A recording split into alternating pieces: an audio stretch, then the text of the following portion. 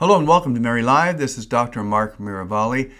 My friends in Jesus and Mary, the month of March means two great things. One is, of course, the Annunciation of Our Lady on March 25th, that through a woman's yes brings the world its Redeemer, our Lord Jesus.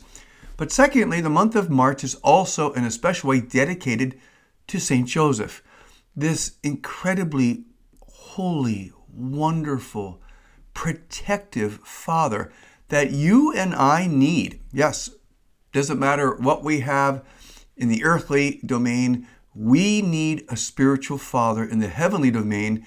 And I'm not talking about God the Father, of course, He is first and primary of all. I mean that you have the same Father that Jesus had when He was on earth.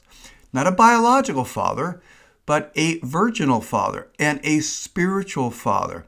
I've got a book called Meet Your Spiritual Father, and I'm only referring to the book, which you can get if you go to motherofallpeoples.com. I'm only referring to the book because in the book, there's a 9-day novena written by Father Michael Gately of Morning Glory, 33 Days of Morning Glory fame, to St. Joseph, a 9-day novena to St. Joseph. And I'm suggesting, and I would call you to seriously consider that from March 11th to March 19th, you dedicate 9 days to St. Joseph, just even in a minor way, in a smaller way. Of course, if you want to dedicate it in extraordinary ways, I'm all with you. But what I'm suggesting is that from March 11th to March 19th, the 9 days that lead up to the great solemnity of St. Joseph, that you would do a special novena of consecration. Now, before one starts saying, I don't have time to do a big consecration process and I'm already doing other consecration programs, let me be very specific. And let's get to the heart of why. When you consecrate yourself to St. Joseph, all you're really doing is you're giving him permission to fully exercise his role as your spiritual father. St. Joseph is your spiritual father because he's patron of the universal church. That's been given by the popes. But sometimes we have to accept fatherhood. And for many of us, perhaps, we have not fully accepted the fact that what Joseph was to Jesus on earth, Joseph is to you and me. He's our spiritual father who seeks to use his incredibly powerful intercession to bring you home, to keep united to Jesus and to Our Lady. Just what St. Joseph did for Jesus on earth, he wants to do for you personally. Why? Because you're a member of the body of Christ. Because you're a member of the church of which he is universal patron. Remember, in Catholic theology, we speak of devotion to St. Joseph with the term protodulia. Protodulia means first among the saints after Our Lady. And the great saints have, kind of screamed the call for us to appreciate St. Joseph, especially St. Teresa of Avila, who had such remarkable devotion to St. Joseph, and said she never asked of Joseph something that she didn't receive. But when we talk about consecration, what we're really doing is we're giving St. Joseph, permission to intercede for us, keeping us close to Jesus in the heart of the church, protecting us from dangers, both spiritual and temporal. Where's the loss in that? Where's the negative side of that? It's win-win when you consecrate yourself to St. Joseph. Now, some could say, well, I've already consecrated myself to the Sacred Heart of Jesus, and I've consecrated myself to our Blessed Mother. And I'd say, great to that. I'd also say, good, consecrate yourself to Joseph too. Why? Because, again, the nature of this consecration is not competitive. You don't consecrate yourself to Joseph in a way that competes or parallels a consecration to Jesus, because Jesus is God. Our Lady is the Mother of God, the spiritual mother of all peoples. And so, again, no competition. What you're saying to St. Joseph is, yes, I give you my fiat. I give you permission, as ironic as that sounds, to use your powerful intercession to bring me to holiness and to continue to guide me to holiness, to renew me in holiness, to protect me against the terror of the demons. And so when I'm suggesting this 9-day novena, let me be clear. It's just 9 days of prayer leading up to March 19th, when you can make an act of consecration. So let me respond to another possible voice I'm hearing from some of you. Understandably, we're all busy. We're all packed with, even within the church, we're busy with things. So, well, I don't have time to get a book. I don't have time to, research this.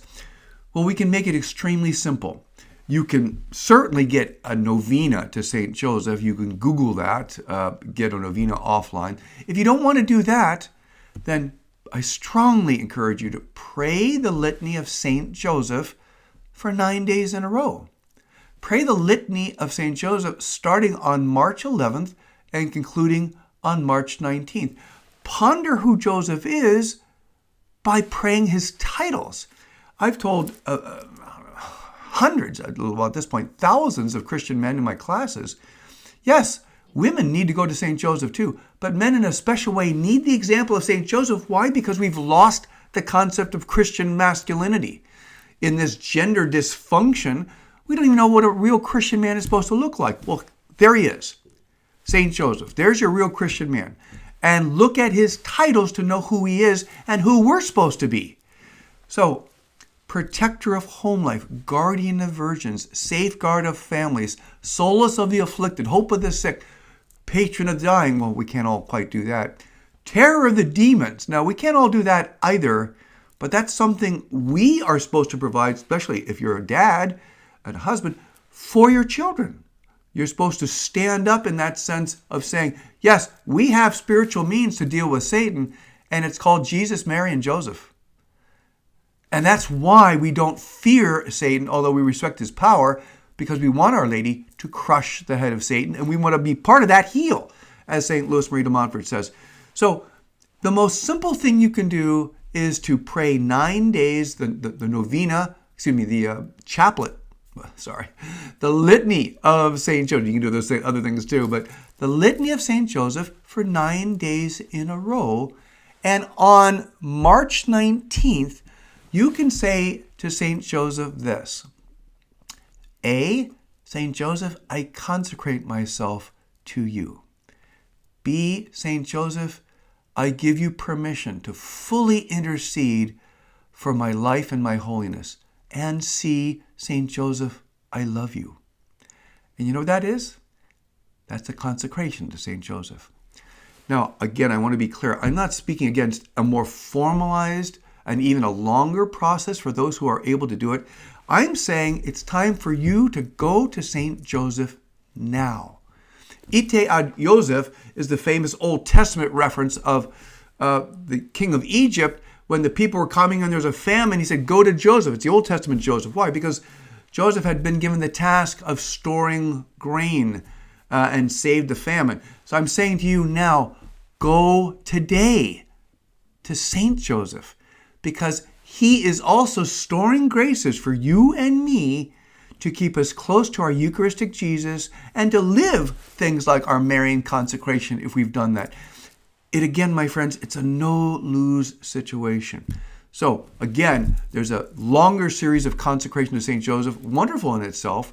Or you can do a 9-day consecration that was written by Father Michael Gately. That's in the back of the book, Meet Your Spiritual Mother. You can go to motherofallpeoples.com if you're interested in getting that. Or you can go to Google and get a 9-day novena to St. Joseph. There's a bunch of them. Or you can do your own. 9 days of praying the Litany of St. Joseph, and on the 19th of March, starting March 11th, right? On the 19th of March, you say, St. Joseph, I consecrate myself to you. St. Joseph, I give you permission to fully intercede to keep me close to Jesus and holiness. And number 3, St. Joseph, I love you. My friends, it's too difficult out there to ignore a spiritual father who has the greatest intercessory power, by the way, after Our Lady.